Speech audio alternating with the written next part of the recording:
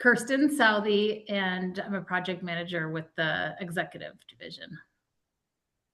I'm Boris Delepine, and I'm the Port of San Francisco's Government Affairs Manager.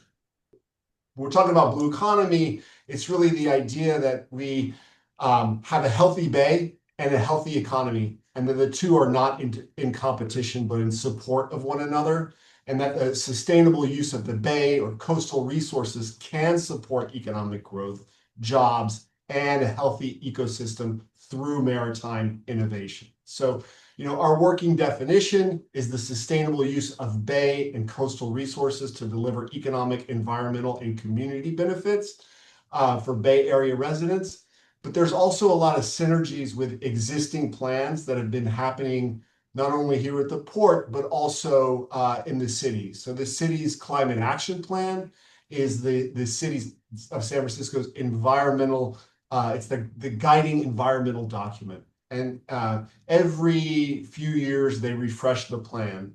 And in March, they re-released it and they identified innovation as one of the main pillars of the plan, and specifically innovation to fuel solutions that reduce emissions and build resilience. And at the port, we are uniquely positioned to advance that climate action goal in the blue economy.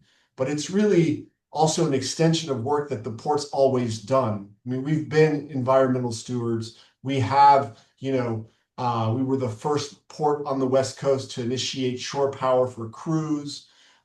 We helped build the first hydrogen ferry. We're currently working with SF Bay Ferry to build the nation's first zero-emission ferry network.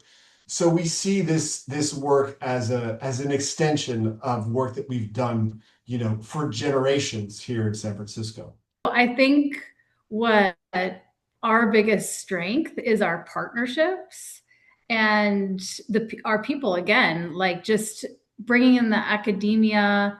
We're at the epicenter of tech and AI and venture capital, and we have philanthropy in this area. So I think we're uniquely positioned to go through ups and downs, and all of those partners will help the blue economy succeed. There's a saying in the port business. It's like when you've seen one port, you've seen one port. And so we all have, different strengths. And I think what distinguishes San Francisco is our proximity to venture capital, to AI, and to a deep water working port, working waterfront. One of our strengths is the amount of space that we have in San Francisco. We're a landlord port, and we have 550 leases along our waterfront. We're still recovering from the COVID pandemic and have a lot of vacancies. And so those vacant spaces, administrative offices, shed spaces, berths with water access, those are our strength when it comes to this initiative, that we're able to offer that as a space at reduced prices with this leasing and this incentive that our commission passed to bring in these firms to build that sort of placeless incubator to begin to grow the blue economy ecosystem. I think what we also have is just port credibility and market exposure that other ports may not have. And then we have that real world sort of pilot testing access with real docks and real water and bay conditions that'll offer a laboratory for those that want to test their technology.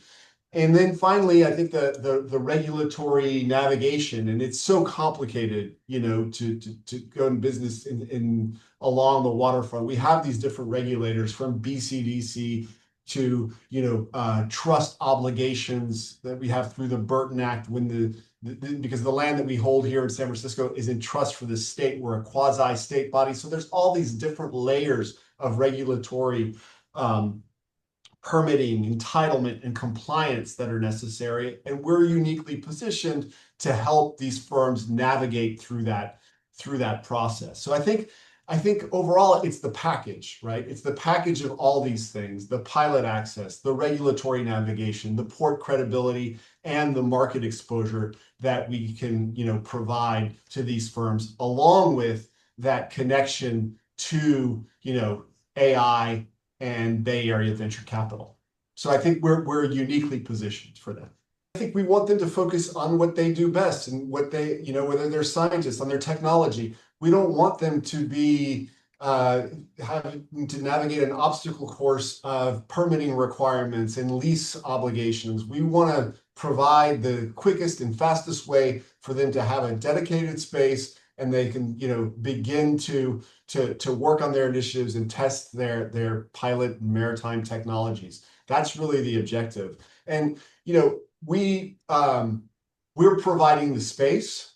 We want to provide, as I said before, sort of that market exposure and those other issues. But really, it's to the ultimate objective is to foster an ecosystem where these connections, build, and we bring more and more of these firms and they can share ideas. Ultimately, as Kirstin said, the goal is a brick and mortar space where you have an accelerator incubator space, like something that they just opened up, that they're looking to open up next month in Seattle, where folks can have their workspace, they can share ideas, they can have events. That's the ultimate goal that we want to foster on one of our old, ideally one of our old shipbuilding facilities. That would be fantastic. But right now, this is a nascent program. We just launched it, less than 2 weeks ago. We've already seen a lot of momentum, interest, folks coming out to speak organically at our port commission in favor of this initiative. We're having an open house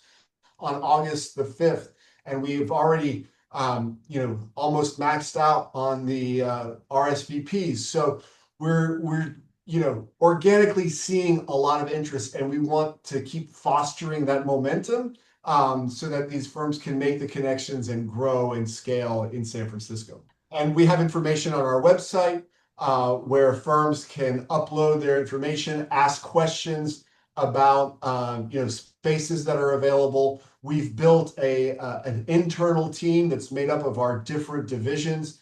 Kirstin is the main point of contact externally, but behind that, there are a number of us that are working to help, expedite these applications, help with the permitting, and do whatever we can to see this program, grow and be successful. So our first open house is Wednesday, August 5th at Pier 1 from 10 to 11 a.m.